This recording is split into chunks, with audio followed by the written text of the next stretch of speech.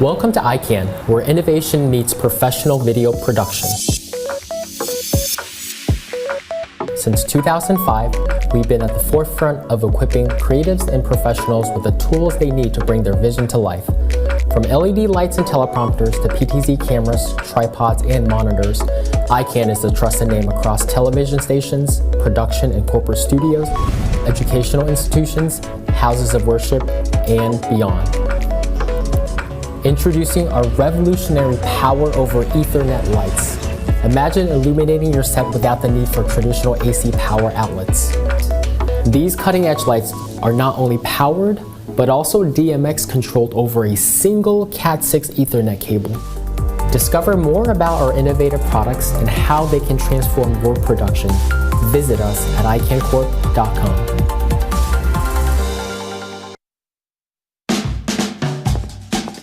What's next in wireless? Meet the Shure Microflex Wireless Next 2. It's a snap to set up, and it's perfect for all your spaces, like this, and yeah, even that. And with a variety of available mics, everyone can hear and be heard. So what's next in wireless? The all-new, all-in-one MXW Next 2.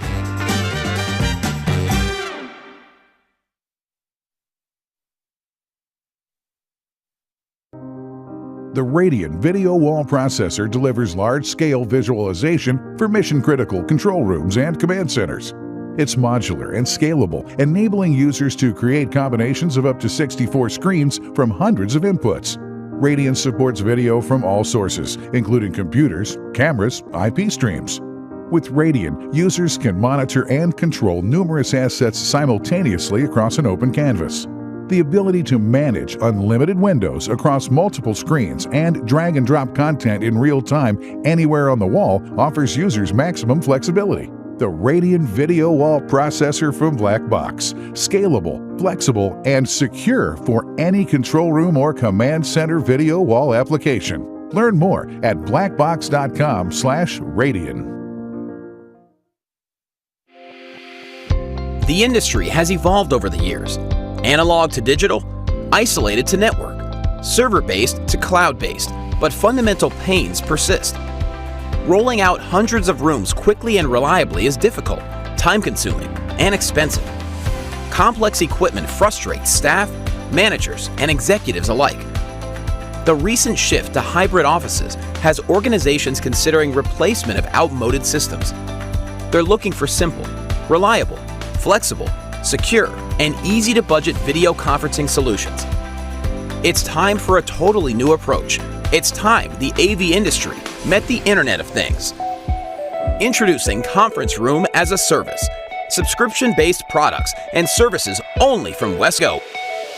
A subscription that scales and works for your business. Together, with your preferred AV installer, we help you choose the right size system for your meeting spaces, small rooms, medium-sized rooms, and large conference rooms. Once you've chosen the size room you want to deploy, choose Zoom or Microsoft Teams and add options like bring your own device and a monitor if needed. Then choose how many rooms you want to add to your subscription. It's that easy. Once your AV integrator has installed and activated your equipment, your Conference Room as a Service subscription has you covered with advanced replacement, an industry-leading warranty, live 24/7 world-class help desk support, and a portal for remote monitoring and service tickets. With this service, all rooms are online and ready to go once connected to the network. It's never been easier to deploy, monitor, and evolve your workplace technologies, all at an affordable price with easy payments. Conference Room as a Service subscription-based products and services, only from Wesco. Simple, reliable, flexible, secure, easy to budget.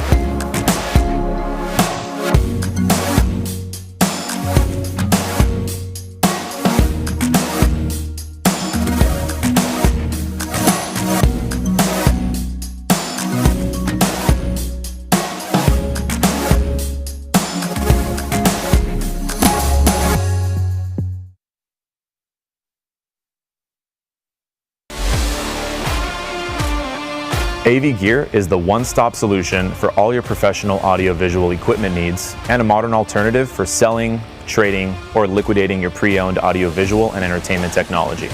Not only are we a leading national brand in premium pre-owned equipment sales, we specialize in helping businesses across the globe sell, trade in, or liquidate their used audiovisual and production gear with no hassle.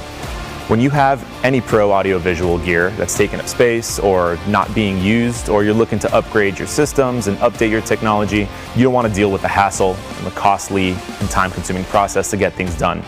Whatever that scenario might look like, AV Gear can help.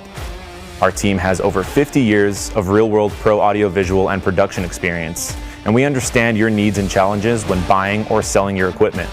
That's why it's so important to work with a company that truly cares about its clients and partners. And we work very hard to serve as if we were an extension of your own company, with your best interest as our top priority. Our business revolves around the buying and selling of professional audio, broadcast, lighting, cameras, projection, lenses, accessories, and so much more. We have pioneered revolutionary, flexible service programs to help you seamlessly reach your goals so that you and your team can continue to focus on what you do best while we do the rest. Regardless of the type or size of business that you are, regardless of where you find yourself with anything Pro AV, we can accommodate you beyond expectations.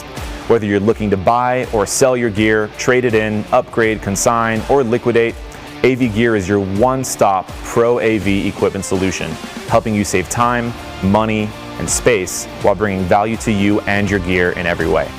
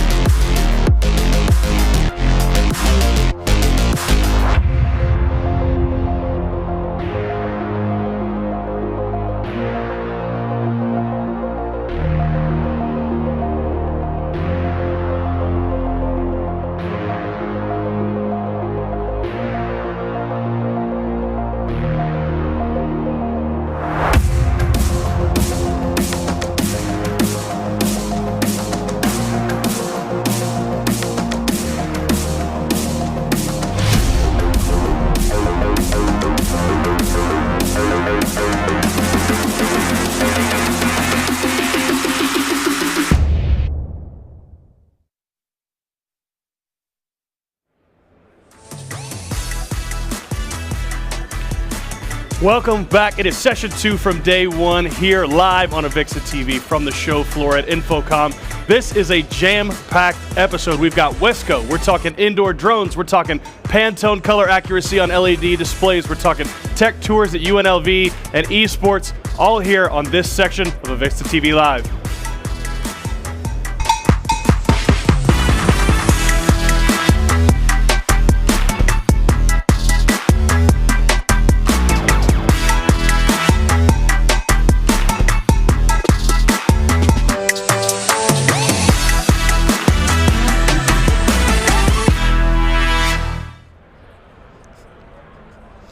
Welcome back to AVIXA TV, where we are, of course, live from InfoComm 2024 here in the beautiful, sunny Las Vegas. I'm here with my colleague and co-presenter Samantha Powell, and we are joined now by Phil Langley, Senior VP from Wesco. Phil, welcome to the show. Well, thanks for having me. How you doing? Great. Excellent. First day. Have you had time to recover? You've come a long way, right? No, I come from Dallas. Oh, okay. You're not. Can't you tell from the accent? So have you had a chance to walk around the floor? I haven't. We've been really busy, which is great. We're in the other area over there. So no, we've been really busy. But I intend to walk around this one. This one looks fantastic. Yeah, excellent. So we usually like to start with a bit of a trends question. So how would you say the decision-making process for Pro AV Solutions has changed post-pandemic, especially at the sort of executive level? Yeah, I think like most things, the pandemic accelerated a trend that was already happening. So the decision maker we're finding is the office of the CIO. That it's within that group. Now, it used to be facilities from a Pro AV perspective, and back in the day when networks and video conferencing were let under a different contract or IT, now it's come together under the office of the CIO. But that was happening just before the pandemic, but even more so now. So yeah, which is good. Yeah, for sure. And the Pro AV market, it is just consistently and constantly changing and undergoing significant disruption with new entrants into the industry with all sorts of new technological advancements. So how is Wesco positioning itself to lead in this disruptive environment? Right in the middle. Okay. We are uniquely positioned. We know the network very well. We've been following large network deploying organizations for many, many years. We have other technologies under our portfolio like physical security. So we have a strategic, and I'm talking the Pro AV business, not Wesco in general. We have 3 pillars that we work within. 2 of them are channels, Pro AV channel and the Datacom security and IT channel. These guys over here are coming into the Pro AV industry at a rate of knots, as well as the Pro AV channel looking at other technologies. We all want to be the master integrators now.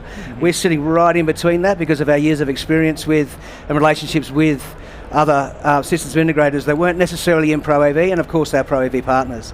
So we're right, I think it'd be fair to say, right in the middle, and smoothing the pathway in both directions. That's wonderful. Yeah, for sure. I also know that, so we've spoken before, obviously, in preparation for this, and you've mentioned what's known as a service-forward approach. What do you mean by that, and why is it so important? So I think the best way to answer that question really is that Wesco is a global service provider that just happens to be a good global distributor. So we're not necessarily the distributor that some people may think of as in the Pro AV business. And we lead with services like working capital services. As we find the complexity of technology has gone down, but the volumes have gone up, the operating models of some of our channel has been put under stress. So instead of doing 40 rooms, they're doing 4,000 rooms. How do they cash flow that? So we have working capital programs. We have programs where we can help with their labor, for unproductive labor. Because of our scale, we can help them. If they want to scale globally, we can underpin them in that effort, and we wear their t-shirts as well, so we just sort of work in the background with them. So that's really what it is. So we fix the problem that they have with whatever the service is, and the product is secondary to that. It's very necessary, but it's secondary. And I know that we're here in wonderful, very warm Las Vegas. And there's been just and your technology is in a lot of these new entertainment venues and everything that's just been popping up as of late. And it's definitely a growth area for Wesco.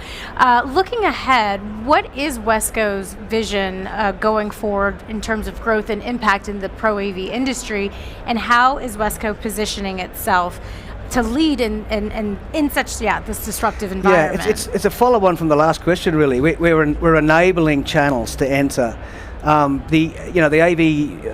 Ethernet port turned up on the back of a Pro AV piece of equipment and many years ago, and that opened it up to a new world. And AV now, in a lot of cases, is just another endpoint on the network that the office of the CIO has to look at. So our job is, because we know the network, we know different system integrators, and we're helping people come across into new technologies. We sit right in that middle. So it's really similar. Our position is enabling services forward and embracing the change, because there's a lot of change hitting us, and we're here to make sure that people can still be profitable and adapt to the marketplace. Yeah, absolutely. There's also command and control centers. I want to talk about that for a minute, because it's something, especially based on some of the research that AVIXA have produced, it's a segment of the market that's growing. And I think often people generally see these as quite sort of mammoth undertakings. Is that always necessarily the case? No, it's not. And I admit I was the same, Ben. I thought the same thing. But every data center, we're seeing data centers pop up all over the place. We don't need to go into the NVIDIA chip piece, when data centers are popping up one a month everywhere. Every one of those data centers has a NOC or a SOC. It doesn't have to be a big network operations center or a big emergency services operations center. They can be very small. And again, this is very similar to the UCC spaces, where we're seeing we've got a number of manufacturers with new technologies that it's tiny little boxes now that can handle up to 30 cameras. You can stack them, and they can service those smaller NOCs and SOCs. Low complexity, high volume, which is where we come in. Fantastic. And I've been hearing a lot of people talk about, blank as a service, and in terms of conference rooms as a service.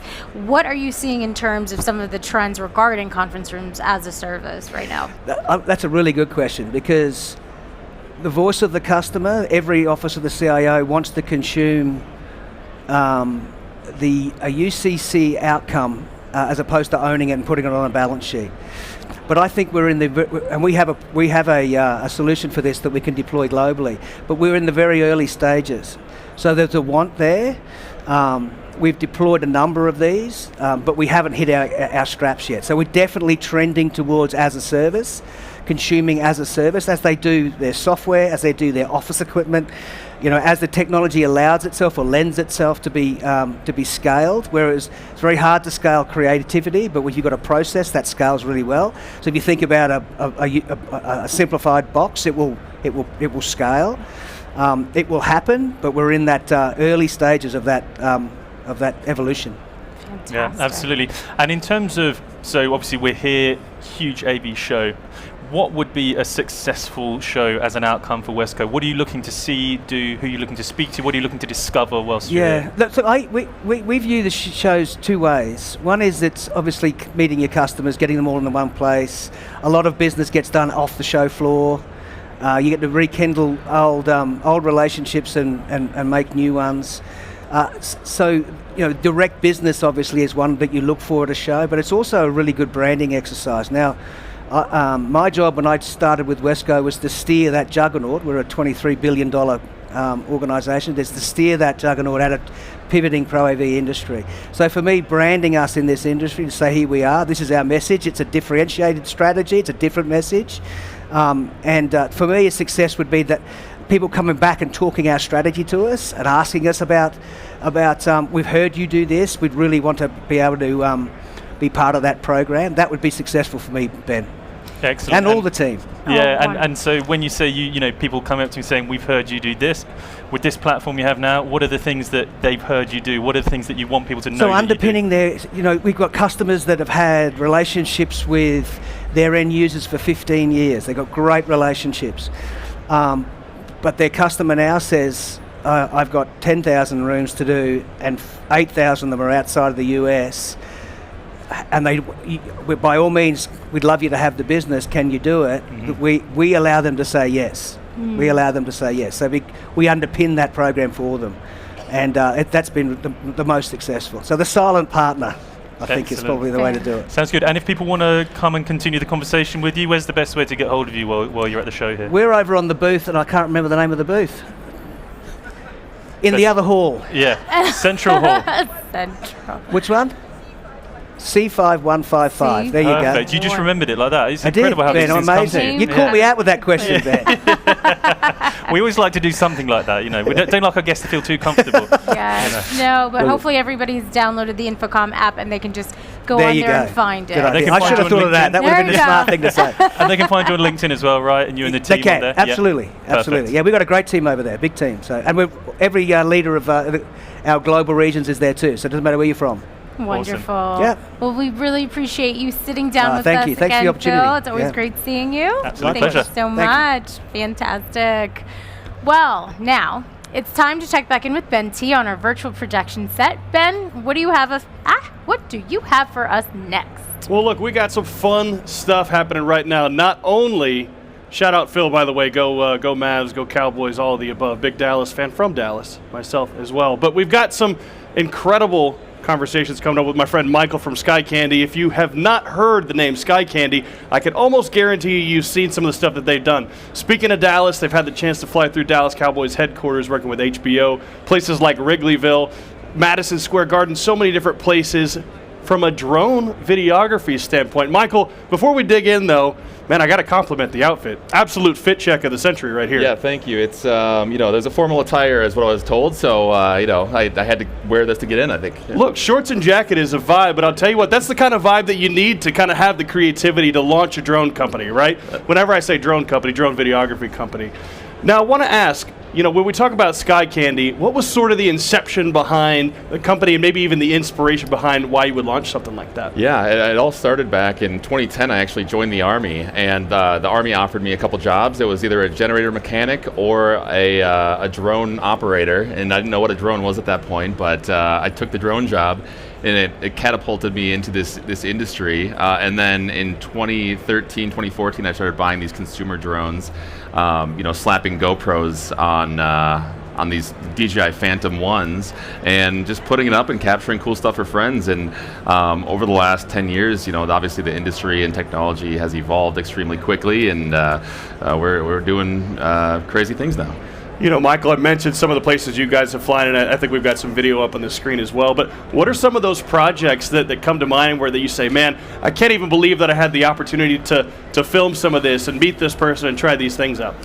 Yeah, there's been so many cool projects we've been on. I mean, one of the coolest was we did this Amazon feature for Fenty, and basically had all these models and actors, and we got to fly a drone a couple of feet away from Rihanna's face as she's doing this music video. So it's just led us to a lot of really cool places and a lot of cool projects. And a big passion of mine is sports. Speaking of sports, we get to do a lot of football, baseball, and capture stadiums. So it's pairing just two loves of mine, sports and drones. It's the best thing ever.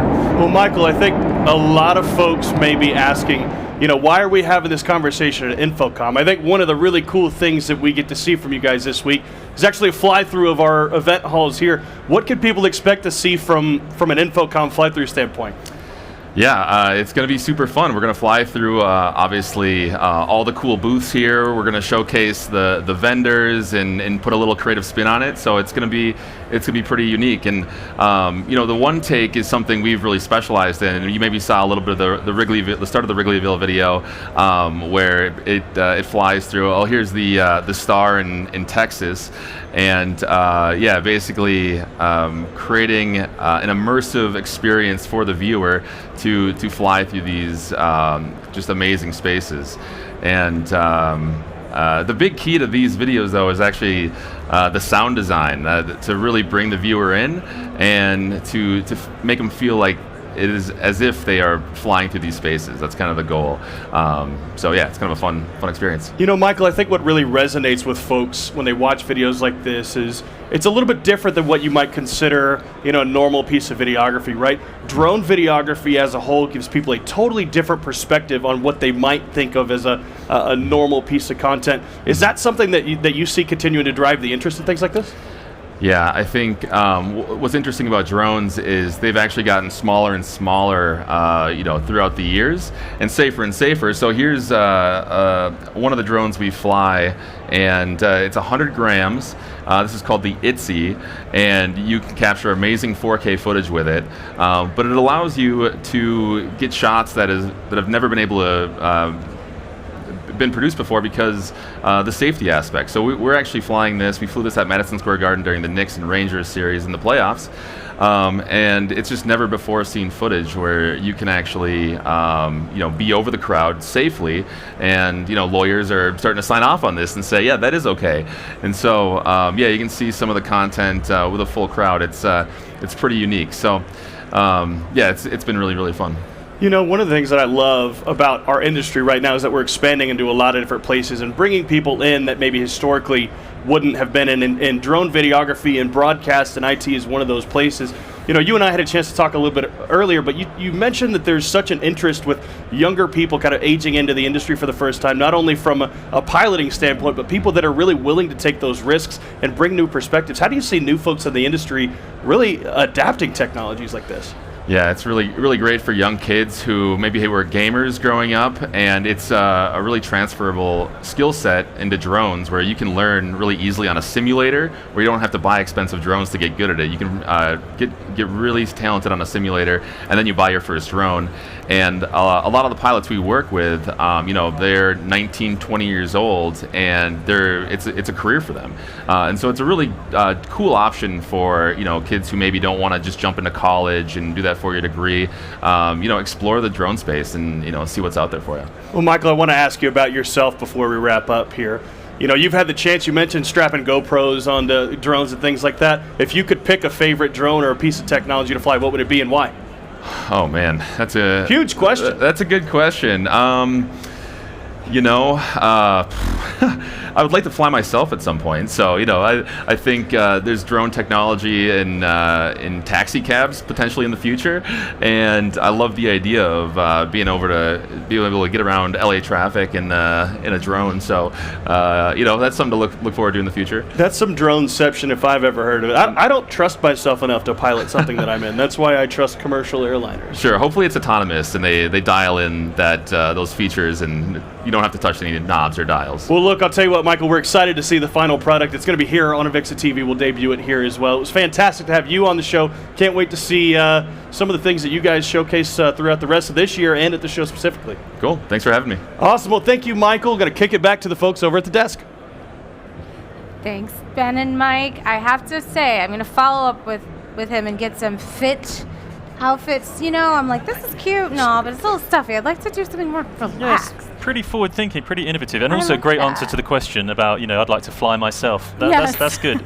Any drone you could fly, attach drones to me, I'll fly. That'd be great. Get through the traffic. I'm going to stay on the ground, personally, but thanks again, guys. So up next, we've got a wonderful interview with Aaron Kipfer with Neoti, which is a prominent player in the AV industry specializing in the design, manufacturing, and installation of high-quality LED solutions. So thank you so much, Aaron, for joining us today. Yeah, thanks for having me. Thank you. How are you enjoying the first official day of InfoComm on the show floor? It's been great so far.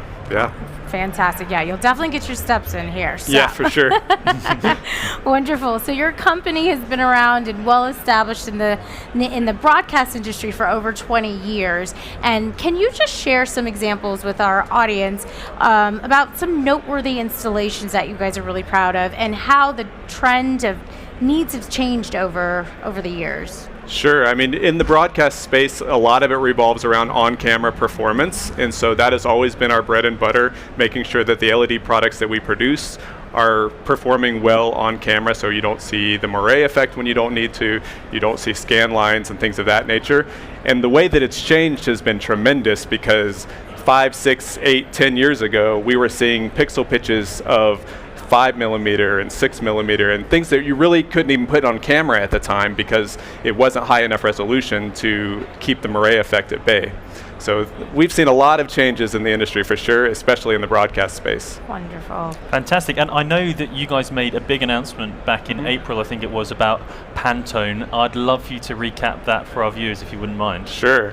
Yeah, we are the first and only currently Pantone validated direct view LED display. Which means that we can faithfully reproduce colors at any brightness level in any color, Pantone color that's necessary. So for Coca-Cola or John Deere or T-Mobile or Verizon, those that have Pantone colors that are specific to their organization, we can faithfully reproduce that on LED screens, which is a first of its kind. So that's a pretty big deal, right? It is, very big deal. Yeah, that's incredible. Congratulations on Absolutely. Thank you. And for those who may not be really familiar with Pantone, Sure. can you go into that a little bit more? Yeah, so Pantone is the world's foremost color authority. So they've created thousands of colors for their Pantone color book, and as well as a Pantone skin tone color book, which allows us to faithfully reproduce colors for skin tones, where they've actually measured skin tones across the country, or across the world rather, and produced different color swatches for those specific skin tones. And so by being able to be validated in both the Pantone colors and the skin tones colors, somebody knows that when they have our LED display, that those colors will be faithfully reproduced the exact way that the designers made them. Oh, that's really great technology. So really sort of like, it brings a sense of confidence as well for your customers and all that kind of thing too. Wonderful. Exactly. So can you tell us a little bit about the technology behind the LED panels and control platform being so seamlessly interoperable? I know that that's something that you guys have really been working on. Sure, especially with our Pantone series that is validated, we actually produced a proprietary control system and the LED together. When you produce one or the other, you can obviously run into roadblocks where the control manufacturer is manufacturing what they need to manufacture, and the LED manufacturer is manufacturing what they need to manufacture. But what we've done is we've combined those two, so we're actually taking control of making the controller and the LED product as one.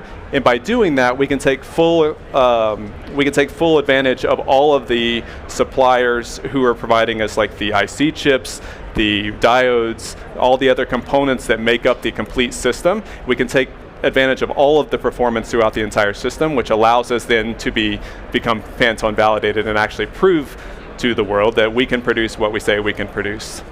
Good stuff. One thing I found out about Neoti panels, which I thought was very interesting, is that you use horizontal scan lines as opposed to vertical. Why is that so important, and what's the kind of reasoning behind that? Sure. Well, the horizontal scan lines actually means that when you're scanning your eyes left and right while you're looking at an LED display, you're not going to pick up on the vertical scan lines that most LEDs produce. And a lot of times, if the refresh rate is high enough, you're not going to pick them up. But over time, as you're staring at an LED space, say for instance in a control room environment or an emergency services environment where someone is looking at that screen all day long, as they track their eyes back and forth looking at the display, they're actually going to unaware pick up all of those scan lines, and it actually causes eye fatigue. So almost like the eyes are sort of like subconsciously registering that the scan is coming down. Correct. And it's trying to go across, but it's pulling the sight Correct. downwards. And as you look at displays that have a much lower refresh rate, it's much more prominent. So especially like outdoor displays and stadiums and things of that nature, if you scan your eyes back and forth, your eyes will actually pick up black vertical lines. Okay. And if you're looking at that all day long, as you can imagine, it really produces some heavy eye fatigue and some strain on your brain just picking up all those lines all the time.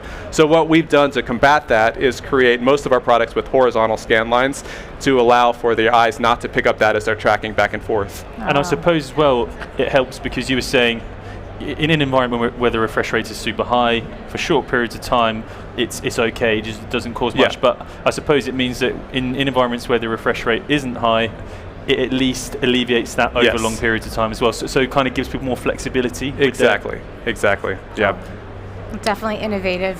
So you've also developed a unique color space engine. I know that we talked a little bit about that on a previous call, but we would love to hear more about it and how it improves the performance and experience of your products. That would be great. Sure. Well, our color space engine allows you to work in a color space. So if you're a designer and you're working on a calibrated monitor and you're doing all of your design work in a specific color space, so sRGB or any of the others, they're actually seeing colors the way that they want them to be produced. What's happened with direct view LED is that we will move that file to a direct view LED display player and see it on the screen, and the colors are not the same as what they've been staring at for so long. And so it goes along with the Pantone validation. It all kind of works together.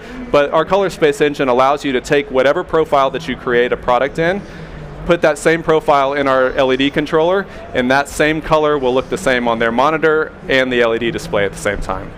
Absolutely. Right. And in terms of, we always like to ask our guests this, because obviously we're on the show floor. It's the first day of the show. Things are just getting kicked off. In terms of looking forward, if you can, to the end of the show and Friday afternoon, what does a successful show for Neoti look like? What are you hoping to achieve here? What conversations are you looking to have? Sure. What's the aim? Well, the easy answer is that my feet don't hurt. But if that happens, then what we're actually looking for out of the show is just bring more awareness to the fact that LED is LED. If you look around, there are thousands of LED displays in this hall alone. And so what we want people to understand is that what's being displayed on the LED is more important than the actual technology itself. And obviously it all goes hand in hand. The technology is what produces what's displayed on the display. But if we can get across the fact that what you're seeing with your eyes is the most important part of LED, that's what will be successful for us. Excellent. Fantastic. And if people want to continue this conversation with you, can they find you on LinkedIn? They can come stop by the booth. What's the best way for them They to do can, that? yeah. Our booth is W907, so you can stop by and see us. You can go to our website, neoti.com, or LinkedIn, or any other social media that you use. Fantastic. Wonderful. Well, thank you so much indeed for joining us Thank today. you. It's been an absolute Thank pleasure. And you you. said you want to make sure your feet don't hurt, but I've seen some pretty nice sneakers you've Yeah. got on there. I feel They look like- pretty fresh. Yeah. Yes, this is like Thank you. the year of like the cool sneakers and Yeah, stuff. yeah. We had our guests yesterday. Yeah. They were the sneakerheads and they had the nice things on it. I Yeah. hope you've broken them in though. Yes, 'Cause they yeah. look quite Yeah, fresh. for sure. Okay, good. Fantastic. Thank you so Thank much, you. again, Aaron, for Thank you for joining having us. me.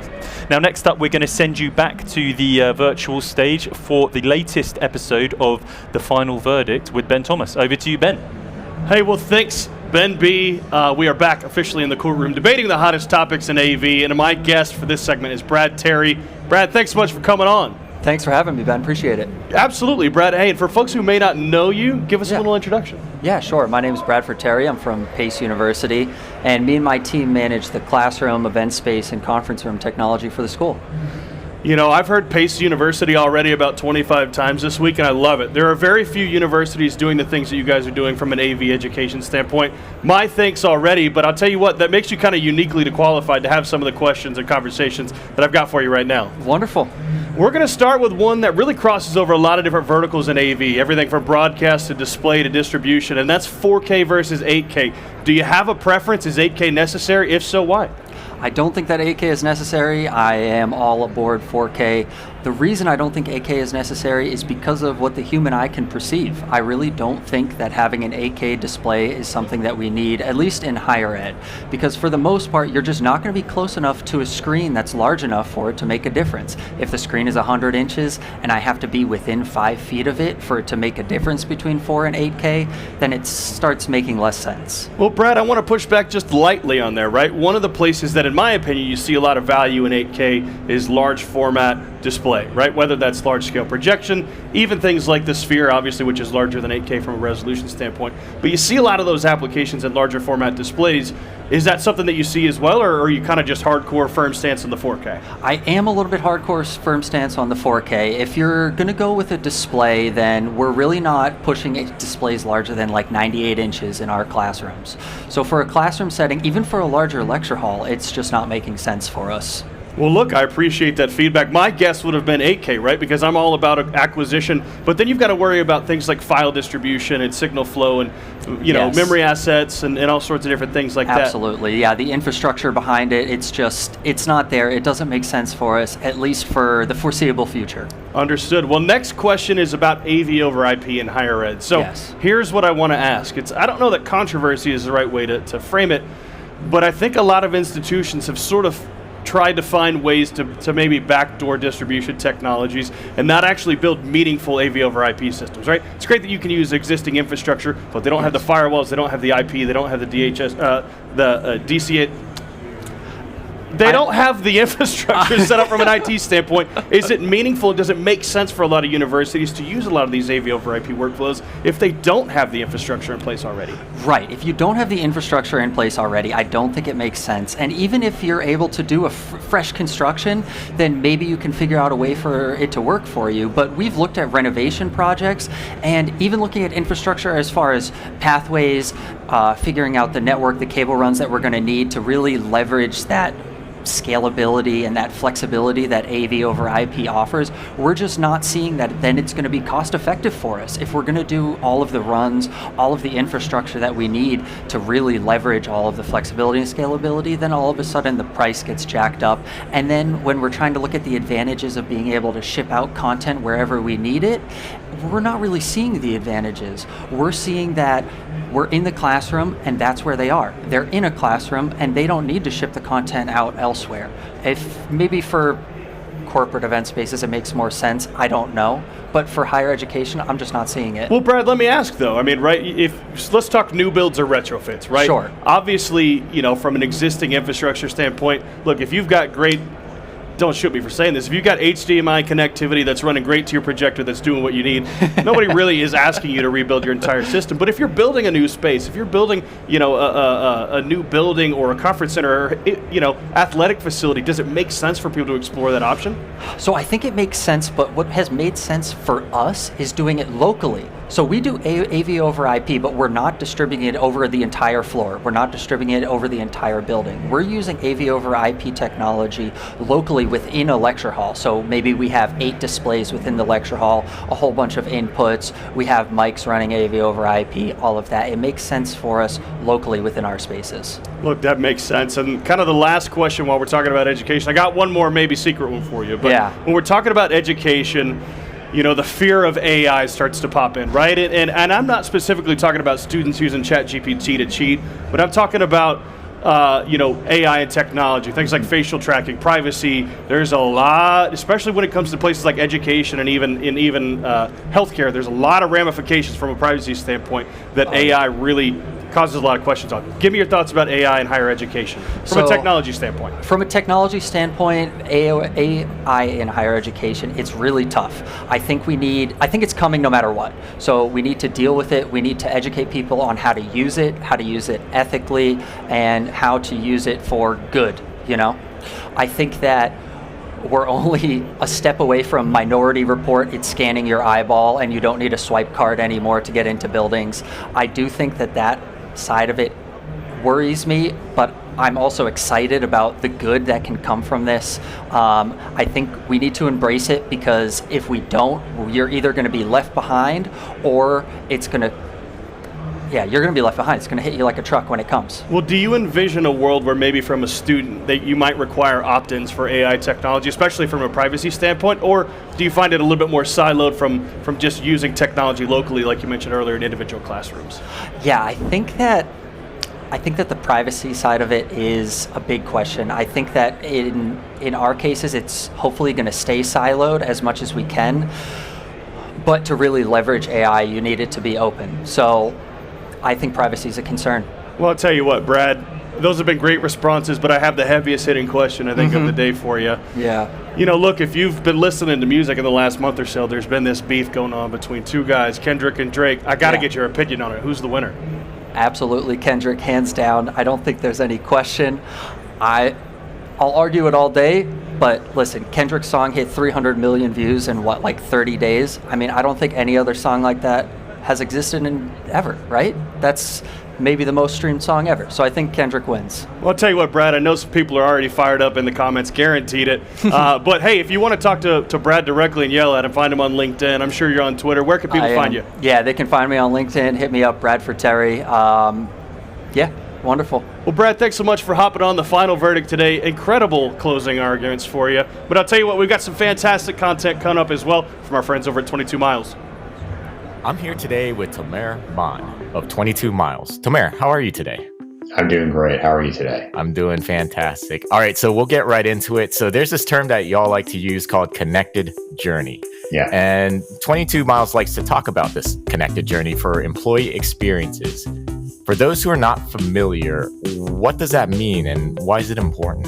the hybrid work model became so prevalent and popular, and post-pandemic, it's still relevant, but remote work has kind of shifted a little bit. People are coming back full time, and what we're finding is people are coming back to new offices, new designs. People are still coming back from a remote perspective with hot desk and hoteling, and they're not as familiar with their environment, their organizational campus, and so we wanted to make sure that as they're getting in from their house to the front door, to their desk, or to their meeting room, they have this connected journey, this digital connection that basically streamlines the communication experience digitally, right? So we have Teams integrations, Outlook, going into the wayfinding solution to find your desk, find your room, find the nearest micro kitchen or whatever it may be. So we've thought of all of those pieces as this one digital connection that creates this streamlined journey.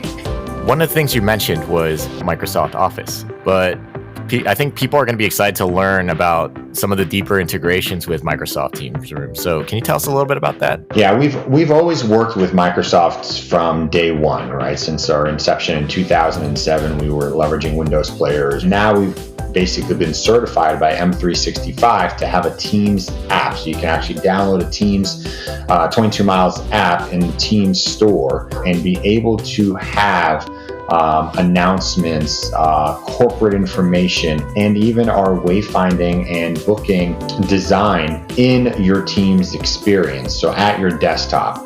And it's something really visually impressive, I think. So the other really cool experience is we've done an MTR takeover over all of the Windows OS devices. We now allow you to basically have a screensaver over that boring MTR screen that doesn't allow to have anything dynamic playing on it. Creating videos of how-to is beneficial per room, or a welcome when guests are coming in, or KPI dashboards. All of those things can sit in the MTR just like they would in the Teams app, just like they would on a digital display in the office. Speaking of really cool things, one of the things that everybody's talking about in the AV industry and beyond is artificial intelligence. And you all are using it to make huge advances in mapping, in particular with wayfinding that can save people huge amounts of times. Can you tell us a little bit about that?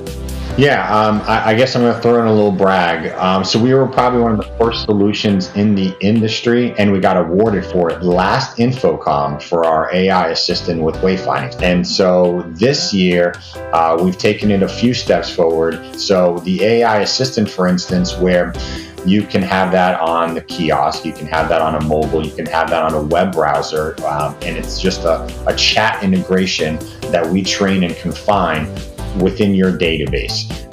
And so it would only respond, leveraging the LLM, to your information. You can just say, I want to find where the Sony booth is, and it will basically show you the Sony location, or you can talk in any language and it'll be able to respond to you. All right, so Tomer, can you tell us about your booth and what visitors can expect in Vegas for 22 Miles?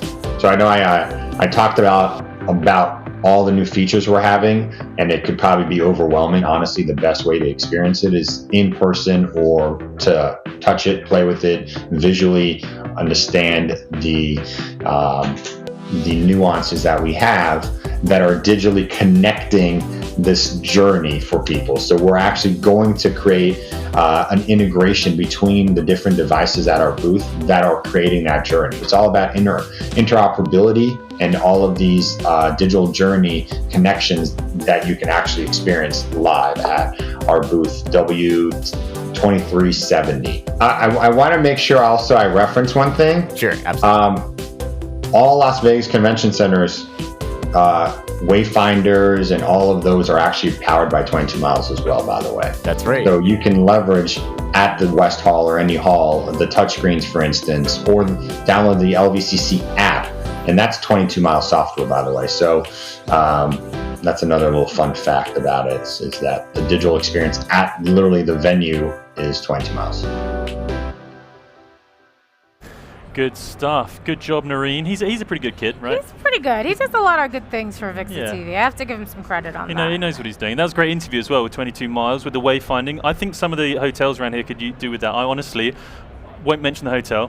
Don't want to disparage anyone, but it took me about 15 minutes the other day just to find a place to get some brunch. I feel like that's a lot of the hotels here in Vegas. Just trying to find your room, trying to find an exit sometimes. Yeah. Yeah, Wayfinding is the way absolutely. forward. Wayfinding is the way to Take go. note. I know they're all watching. So, yeah. Now it's my immense pleasure to welcome to the show to talk about all things esports. It's Carlise Tugger and Jen Eland. How are you both doing?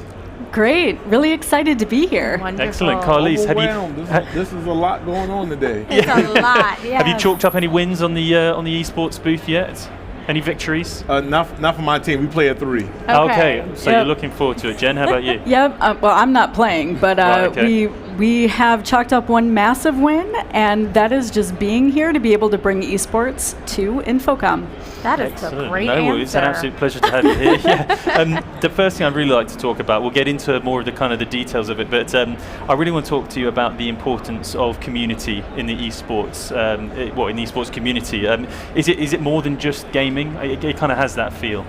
Oh, it definitely is, and I know Coach Tucker can speak to his program and how that all of his athletes work together on that. But even within the AV industry, esports has generated a community of supporters where if you are interested in esports and you want to learn about esports from an AV perspective, we all support each other regardless of who you work for, because esports is the reason, and esports is the purpose for us being here together, and we're here to help each other out just to keep pushing forward amazing esports programs.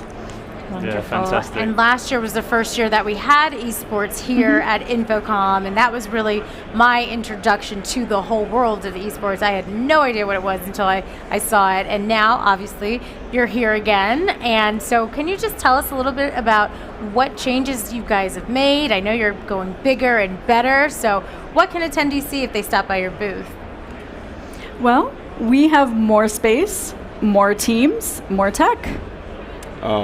One thing that's a big difference is the stage. Okay. Yeah, I think last year we were just like almost like a esports lab. So now we're like an esports arena at the booth. So stage, bigger sounds, bigger lights. Yeah. Okay. Nice. Wow. And I know I was not part of it last year, and we were having a conversation beforehand, just kind of like throwing some ideas around, and I made the mistake of asking you, Carlise, did you spend much time at the esports booth last year? So you're probably one of the people to ask in terms of like how it's different. What's your favorite upgrade that's been made this year? The thing that's just kind of made the difference, and you think, wow, we've taken this to the next level. I think it's the watchboard behind the players. Okay. We didn't have that big TV back there last time. It was more all the screens was in the front. So now we have this perfect watchboard behind us that allow us to see the gameplay and see what's going on stage at the same time. So that's one great aspect that wowed me. And I think we can see it as soon as you walk into the center. Mm-hmm. And have you had a lot of like just onlookers, people just around your booth as all of this action is happening? Yeah, the booth has been packed since we opened this morning, since the ribbon cutting. We have a lot of excitement going on and a lot of really fun things happening, and a lot of people enjoying esports with us. That's awesome. Well, I look forward to getting absolutely schooled later on, because I think we're going to pop down and like film some stuff. I'm like absolutely not even a gamer. Him, so you know. Yeah, Okay. Sam, I think Sam, you kind of like hide your light under a bushel. You're pretty good. I saw the Area 50 The axe throwing. video earlier. I got it all. You got it. She used to translate to some technological gaming. That'd be good. I just mentioned actually the term gamers, and I know that terms gamers and esports athletes often get used kind of interchangeably. Can you help us understand the difference between the two? So I think we have to put this in notation. One big difference is that esport athletes we're not playing the game 24/7. We're preparing. So we're strategizing, we're looking at gameplay, we're practicing on fundamentals. Like it's more like a pro NBA player versus an amateur. Mm-hmm. You know, an amateur plays basketball every day, while Kobe Bryant took shots every day. Yes. So for Rocket League, while most people are playing Rocket League, we're dribbling, we're working on different defense and offensive move. So we're really preparing more than playing. So when we do have the experts to play, it's more of a more streamlined, more connected, more communicated game. And I'd be remiss if we were to talk about esports at all being at InfoComm if we didn't mention the late, great Brad Sousa. I know he was an integral part of bringing esports to InfoComm. So can you just explain why was he so important and his passion for this and bringing this and this movement here to InfoComm? Brad believed in esports before this industry believed in esports. And he believed in esports as a way to connect the AV industry with the younger generation, to bring the new generation into AV, into tech, get them excited about AV and tech, and show them that it's not just this old school pushing buttons on a desk, that there are really fun and engaging ways that you can have a career in AV that isn't necessarily just what you think of in a conference room or being tech support for AV, and really just bring esports out there as a way to do that. And how does education sort of tie into esports and to AV? Because I know a lot of universities, colleges have got these esports teams, and we're seeing it across the world as well. So what's the link there, and why is it so important? So let me start off with the administrative answer first. For admissions, it brings in students that we normally wouldn't get. This opens the door for having students who they're non-traditional sports students, but students who would be looked over for sports scholarships can get an esports scholarships. So let me get off of that and go into the real stuff. Esports is education. Because we're at InfoComm, a lot of our students didn't know how much AV goes until one of our streams. And Brad actually was significant in bringing it to our college with our partnership, talking about those communities, that strengthened that partnership with AVI to allow us to know what a TriCaster is, to know about the good side of the face, to understand what microphone you should be using so we don't sound like we're little mice on the Twitch stream. To get those cameras and lightings in the right directions, to get that sound pitch perfect. So all that is a science outside of esports itself, while I am on the computer science side, and that's a whole different another science of competing and putting together an esports lab with the right networking, the right computers. Jim, remember we had to talk about, is the screen right? The FPS is okay? Are we running at 25 hertz? It's all education. Something that we will learn in the book is now in the palm of our hands in gaming. Yeah. Fantastic. And I know we were talking a little bit about Brad, and obviously this year we have the fund, and also just wanted to get in a little deeper about the AVIXA Foundation and what they're doing in terms of helping to support education and career development for those students who are taking place in the esports arena this year at InfoComm. So can you speak to a little bit about what they're doing there with the AVIXA Foundation? Yeah, the AVIXA Foundation has been working with the booth and working with our manufacturer partners every step of the way. So all of our competing collegiate teams are getting first-class treatment on the show floor. We've got some tours set up. We also have a breakfast that all of our manufacturing partners that are working with us on the esports booth will be attending with all of our collegiate teams, so they can meet, network, and talk one-on-one about career opportunities within the AV industry. That's wonderful. Excellent. I'm Good going to stuff. stop by and see if I can get on one of those tours and have breakfast too. Yeah. Well, thank you so much indeed for joining us. If people do want to come by and see the esports booth, what can they expect to see when they're there, and what's the best times to come if they want to see some competitions, some stuff going on? What would you recommend to really give it that kind of wow factor? There's no bad time to come visit us. Good answer. We are running competitions throughout the day, so stop by. We have panels, tech panels, business panels, and gameplay is interspersed in between. Perfect. So come join us for a panel and stay for some games, or vice versa. And for those who may not be at InfoComm, is there a way for them to see like some of the tournaments that are going on at home? Yes, we are streaming live on Twitch from show open to show close. So just go to Twitch and search InfoComm, and we are the first hit. Fantastic. Excellent. Well, thank you so much, Jen, Carlise. Thank you for coming by. And I kind of look forward to coming and seeing the booth, but I know it's not going to end well for me. Or it could end really well and I could be an esports athlete. Who knows? Yeah. That's what, if this doesn't work out for you, then we'll esports have athlete. you over there. I'll try you out, no problem. Thanks so much for joining us. Wonderful. Thanks so much. Up next, we're going to take a look at how AV Gear is helping Pro AV to be more sustainable with Noreen and Jill Hayen. Let's check it out. Well, I'm here today with Gil Hayen. Gil is with AV Gear. Gil, how are you doing today? I'm doing well. Thanks. How are you? Excellent. I'm doing fantastic. I really enjoyed getting to know AV Gear and all the things that you have to offer to the industry, but there's a lot of preconceived notions or misconceptions about what your company does and the services that you provide. So if you can set the record straight, what is AV Gear and what do y'all specialize in? AV Gear is essentially the industry's first audiovisual asset disposition service provider. It's a big term, but what we do is we buy, sell, trade, consign, auction, and liquidate used audiovisual equipment of every category. Pro AV, broadcast, lighting, staging, audio, accessories, rigging, you name it.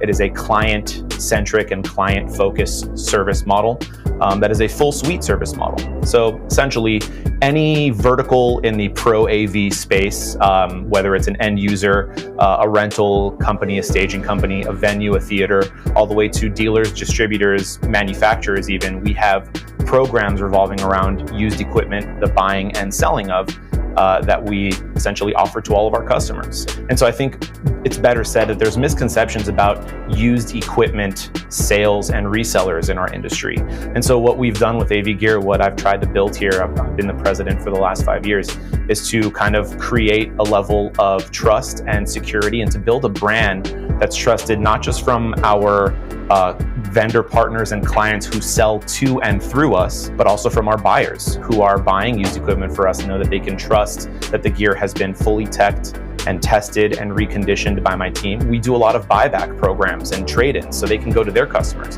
and they could say, hey, you know, we're doing a buyback program through AV Gear. We're buying back some old gear and we're going to use your used equipment towards a credit towards the new equipment that you're buying from us. So it's a value add. It allows you to kind of be the hero and lower that capital expenditure and make it easy for customers to buy more. Of all the fascinating angles and services that your team provides, let's talk first about cost savings, right? So how can AV Gear help your customers save time and money? The time and the unseen costs of selling are huge. Your team, if you own or if you manage a rental and staging company or production company, should be focused on the things that make your company money, on what they do best. And so AV Gear kind of acts as an extension of your company. We are your used gear sales division. And we take on all of the responsibilities on your behalf, right? When we get the gear to our warehouse, we offer full service logistics. We can send a truck to you. It comes to our warehouse. My team goes through and inventories everything. We do a full ingestion process, which is very meticulous. It includes full testing, teching, QC, reconditioning, cleaning it up. Then we take the photos. We do all of the listings, we do the ad copywriting, we take over all of the shopkeeper responsibilities. We deal with the customer, we provide the post-sale tech support, we deal with shipping it off to the customer, returns, refunds.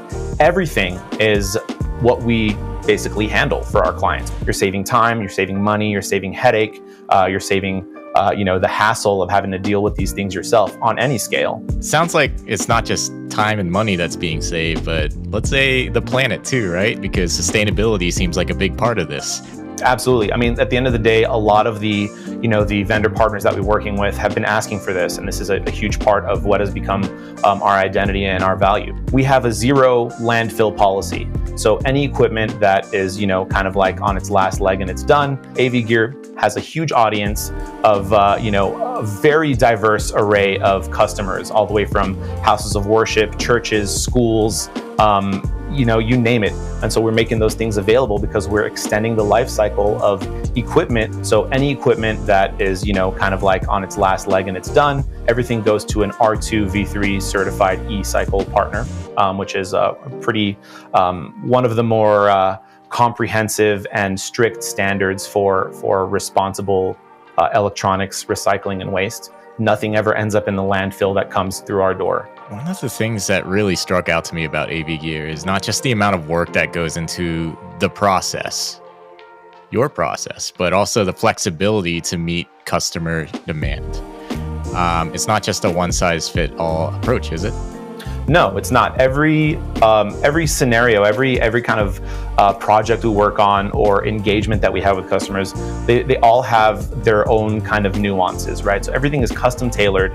We have the flexibility to make our services kind of modular to make it work for our client needs. And really, we've kind of built a way into some of the life cycle models for our clients, even from small businesses to large-scale enterprise companies that are some of the biggest, most recognizable names in the industry. The flexibility of being able to provide the service that is specifically tailored to the client's needs is one of our greatest successes in this unique business model that is avgear.com. Thank you, as always, Noreen. I feel like with all of his interviewing skills, he should be up here with us doing this. Yeah, he's doing a pretty good job. And what a great show. I mean, I can't believe it's another one's in the can. Yes. Absolutely fantastic guests today. But I think you're going to give us a little preview of what we've got coming up for tomorrow? I most certainly am. We've got a full day of amazing interviews and segments. So why don't we just take a little look ahead? So first, we're going to have some insightful conversations with Matrox, exploring their latest innovations and how they're shaping the future of AV technology. Then get ready for some fun with our Tesla Trivia Challenge, where we quiz some contestants on AV in Las Vegas as they rode through the LVCC loop. If you haven't done that, definitely take a chance and do that. Then we'll be chatting with Danielle Feinberg, who's the Women's Breakfast keynote speaker, where we'll dive into her work at Pixar and the magic behind storytelling through technology. And those are just a few of the highlights that we have in store for you tomorrow. There's going to be many, many, many more things, so you definitely don't want to miss tomorrow's show. So plenty of reasons for viewers to come back tomorrow, where we will see you here. But before we go, I believe you took a little trip over to UNLV, is that correct? I absolutely did. It's a wonderful campus, a lot of new and innovative technology. It made me want to go all back to school again. I don't know if I've got the stomach to go into the medical profession and engineering, so I'll have a couple books to read after this and see if that's something I want to do. But yeah, I hope you all enjoy this video that we're going to show you. But otherwise, we will see you tomorrow back here for AVIXA TV. See you tomorrow. So I'm here at the UNLV School of Medicine with James King. Can you take me on a quick tour? Sure, let's go. Let's do it.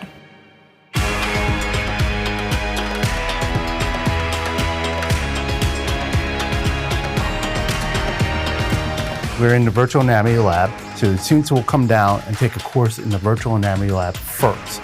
And then once they go through that course, then they can go into our pro section lab, which deals with real body parts. So the program here allows them to really dissect a virtual body and go through layers and layers. Like for example, right now we have the skin and everything up. They can actually pull the skin off and see the layers underneath the skin. You can't get this on Grey's Anatomy, so definitely this is fantastic. After James showed me more of the amazing tech inside the School of Medicine, I made my way across town to UNLV's main campus, where I met Frank Alimo and continued my tour. So this is our advanced engineering building. This is our fourth engineering building here on campus. This is our outdoor LED wall we're standing in front of. And what's better than one LED wall in Vegas is having 3 in this building. You can never have too many in Vegas. Right, bigger's better. This is our makerspace. We have a computer and a flat panel right here for them to use for instruction. There's audio for speech reinforcement. As you can see, there's still work going on. This will be a fully functional makerspace at that time. So this is our showcase space. Wow, that is a massive screen. Yeah, it's a little overwhelming when you get up close to it like this. Very large. But it's supposed to be, right? We're Vegas. We have to do everything big, right? Absolutely. So this area here is used for capstone projects. Students can develop whatever they're developing in the makerspace, put it on display here for everyone to see. Mm-hmm. They could do special events in here. They could do fundraising in here. All that stuff in this area is meant to be flexible. Mm-hmm. Tell me a little bit about this really nice seat. It looks like it's a wood from a tree. What is this? So this is actually the tree they cut down to make this building. Oh, really? Yep. Oh, wow. Okay, this is really nice. Okay, so the students can come and watch others during the presentations here. This is fantastic. This is a really great utilization of this space, and I see that the tables over here are on wheels as well. Yeah, the whole point of this floor is supposed to be flexible. outdoor space. Those doors open up so we can go outside. We have inside space. It's Vegas, so it gets hot, so that door's probably not going to be open very much, but that'll be for the winter months. Wow, this is very impressive. I love that you can use this for multiple uses, and it's just got that flexibility that you were talking about here. Really great use of the technology.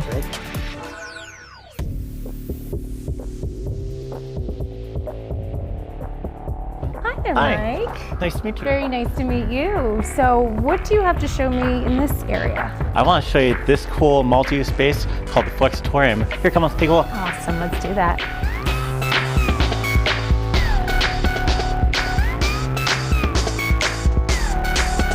What really sets this space apart is that being a Flexitorium, not only is it auditorium during the day for students to learn, but then also at night, they can retract the seats and then use the space as an event center for different activities, clubs, and any other events they want to do on campus. So this screen is an LED wall. Every little diode will make up the screen, and each one is 1.5 millimeters. Wow. So you don't even, at distance, you don't even see it. It looks just like a normal screen. I was gonna say it's completely seamless. And you notice how wide it is. Mhm. So it's a 32:9 aspect ratio, Okay. which means that you can take two images, normal 16:9 images, and put them side by side without having to worry about modifying or anything in cut. Good, so this is mirrored on this screen. Yeah, it's the same aspect ratios. That way they can look at the monitor and see everything as it's presenting up on the large screen without having to constantly turn around. Well, thank you so much, Mike, for showing me this space. It's beyond impressive, and I'm really glad and grateful that you took the time to show it to me. No, thank you very much. I appreciate you coming.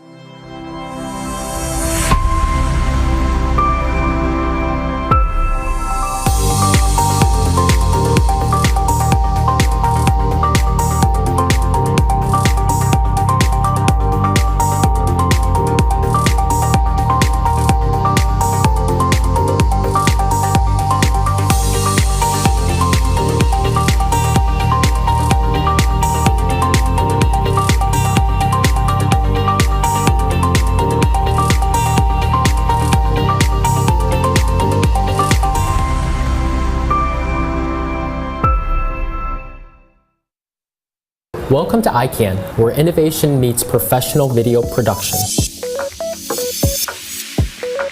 Since 2005, we've been at the forefront of equipping creatives and professionals with the tools they need to bring their vision to life.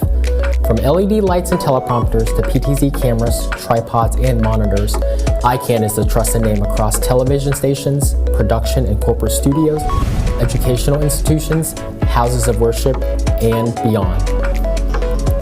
Introducing our revolutionary power over Ethernet lights. Imagine illuminating your set without the need for traditional AC power outlets. These cutting-edge lights are not only powered, but also DMX controlled over a single Cat6 Ethernet cable. Discover more about our innovative products and how they can transform your production. Visit us at iCanCorp.com.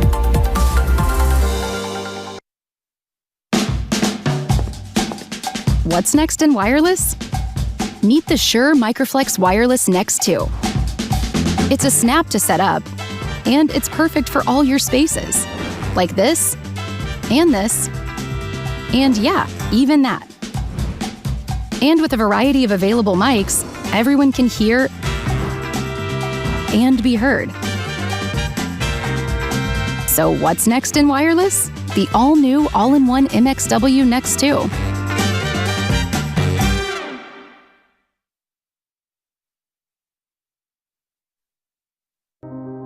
The Radiant Video Wall Processor delivers large-scale visualization for mission-critical control rooms and command centers. It's modular and scalable, enabling users to create combinations of up to 64 screens from hundreds of inputs. Radian supports video from all sources, including computers, cameras, IP streams. With Radian, users can monitor and control numerous assets simultaneously across an open canvas. The ability to manage unlimited windows across multiple screens and drag and drop content in real time anywhere on the wall offers users maximum flexibility. The Radian Video Wall Processor from Blackbox. Scalable, flexible, and secure for any control room or command center video wall application. Learn more at blackbox.com/Radian. The industry has evolved over the years.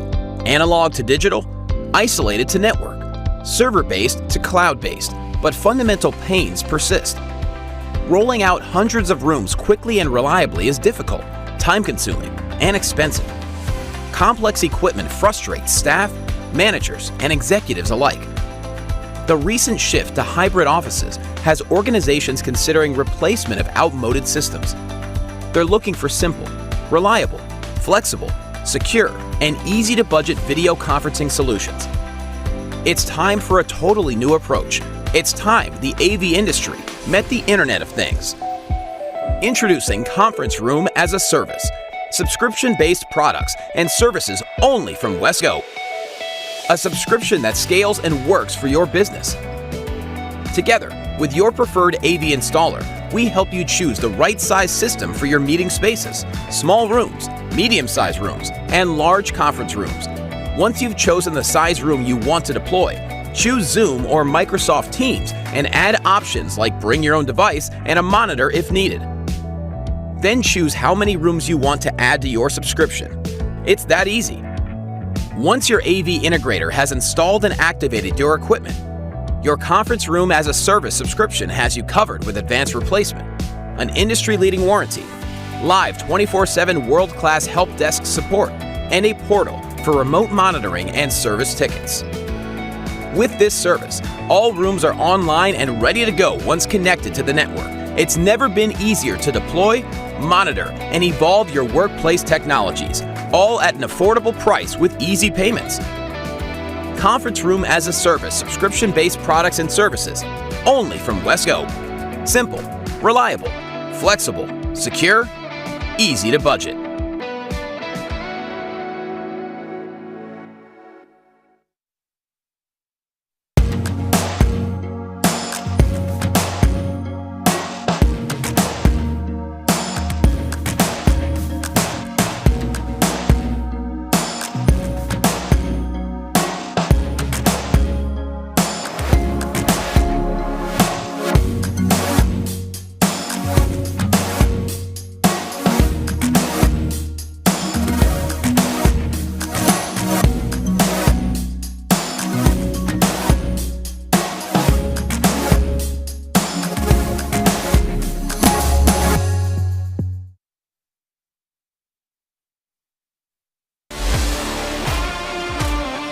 AV Gear is the one-stop solution for all your professional audiovisual equipment needs and a modern alternative for selling, trading, or liquidating your pre-owned audiovisual and entertainment technology. Not only are we a leading national brand in premium pre-owned equipment sales, we specialize in helping businesses across the globe sell, trade in, or liquidate their used audiovisual and production gear with no hassle. When you have any pro audiovisual gear that's taken up space or not being used, or you're looking to upgrade your systems and update your technology, you don't want to deal with the hassle and the costly and time-consuming process to get things done. Whatever that scenario might look like, AV Gear can help. Our team has over 50 years of real-world pro audiovisual and production experience, and we understand your needs and challenges when buying or selling your equipment. That's why it's so important to work with a company that truly cares about its clients and partners. And we work very hard to serve as if we were an extension of your own company, with your best interests as our top priority. Our business revolves around the buying and selling of professional audio, broadcast, lighting, cameras, projection, lenses, accessories, and so much more. We have pioneered revolutionary, flexible service programs to help you seamlessly reach your goals so that you and your team can continue to focus on what you do best while we do the rest. Regardless of the type or size of business that you are, regardless of where you find yourself with anything Pro AV, we can accommodate you beyond expectations. Whether you're looking to buy or sell your gear, trade it in, upgrade, consign, or liquidate, AV Gear is your one-stop Pro AV equipment solution, helping you save time, money, and space while bringing value to you and your gear in every way.